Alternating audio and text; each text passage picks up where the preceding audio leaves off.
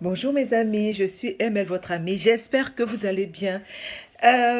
Alors aujourd'hui, je fais la vidéo sur le fameux livre. C'est vrai que je vais vous rabâcher les oreilles un peu avec, mais c'est un livre qui est tellement riche en conseils que je ne peux pas le garder pour moi toute seule. Si vous avez la possibilité de l'acheter, faites-le. Vous allez voir, ça se lit très facilement et franchement, c'est très intéressant. On va pas commencer directement par les langages de l'amour.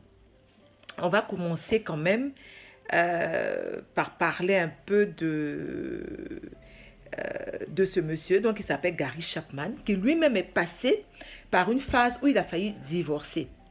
Il est devenu par la suite conseiller conjugal. Bon, il se trouve que qu'il est chrétien et tout, hein. Donc voilà, je pense aussi que son inspiration, quelque part, vient de tout ça. Et il disait dans dans le chapitre numéro un, que devient l'amour après le mariage. Vous voyez, c'est vraiment facile à lire. C'est écrit très gros, c'est pas petit, c'est pas pesant. C'est très intéressant. Alors, il disait que devient l'amour après le mariage. L'inspiration pour écrire ce livre est venue du fait qu'un jour, dans l'avion, il était avec un monsieur qui lui a demandé « Qu'est-ce que vous faites dans la vie, monsieur ?» Il a dit « Je suis conseiller conjugal. »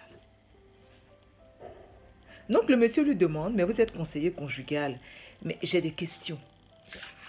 Que devient donc l'amour après le mariage?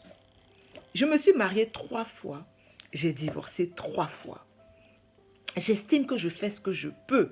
J'estime que je suis une personne bien. Écoutez, il a donné par exemple l'exemple de son dernier mariage. Il dit, je l'ai connue, elle était positive, elle était devant moi. J'étais, pardon, pour elle, quelqu'un qui lui donnait beaucoup d'admiration, beaucoup de mots gentils, beaucoup de compliments. Et elle aimait ça. Alors on s'est mariés et après, qu'est-ce qui s'est passé? Du coup, je me pose la question de savoir si l'amour existe encore après le mariage. Est-ce que l'amour existe encore après le mariage? Selon Gary Chapman, évidemment que l'amour existe encore, mais ce n'est plus le même. Parce qu'au début, on a des papillons dans le ventre. Là, il va en parler dans l'autre chapitre, donc je ferai une vidéo là-dessus. Mais après, lorsqu'on vit ensemble, lorsqu'on est vraiment marié, lorsque on commence à partager notre quotidien avec l'autre, les choses peuvent changer.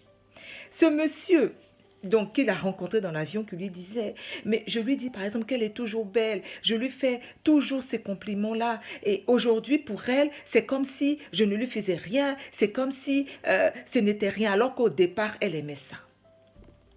Donc Gary Chapman, qui lui était quand même très sensible à ces choses-là, étant donné qu'il était conseiller conjugal, a commencé à réfléchir. Parce qu'effectivement, vous allez avoir des livres sur 365 jours pour aimer son conjoint, quelles sont les étapes pour aimer son conjoint.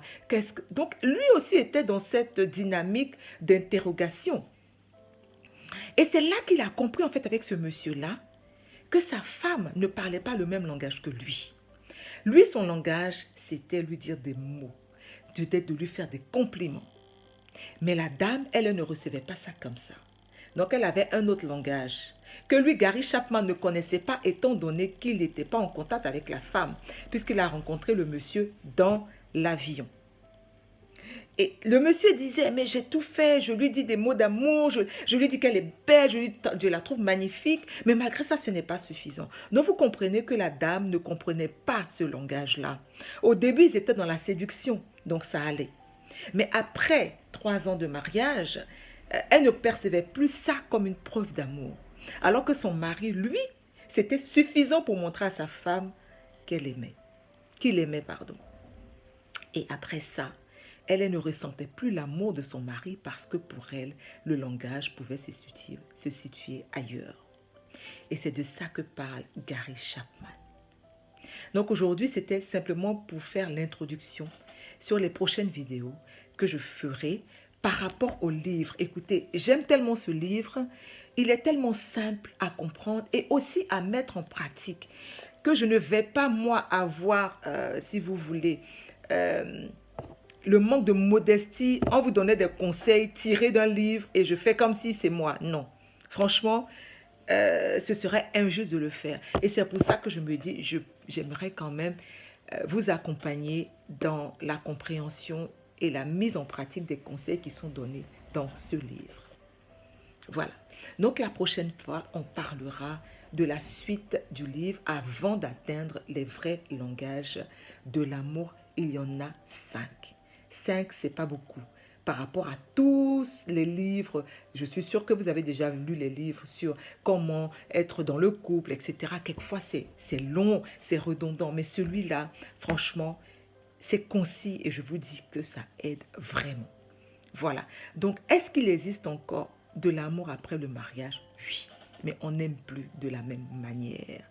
Et ça, il faut l'intégrer pour pouvoir faire face aux difficultés qui vont arriver dans le couple, pour pouvoir faire face à l'incompréhension, pour pouvoir faire face au manque de communication qui peut arriver à un moment de notre vie. Voilà. Donc, il est très important de savoir que oui, il y a l'amour après le mariage. Il y a des incompréhensions, il y a un manque de communication, il y a certaines choses qui font qu'on a l'impression qu'on n'aime plus l'autre parce que tout simplement, il ne parle pas notre langage. Voilà, c'était tout pour aujourd'hui. Ne me remerciez surtout pas, je suis tout simplement votre amie et je vous dis de partager la vidéo. Je vous dis à bientôt pour une autre vidéo. Merci.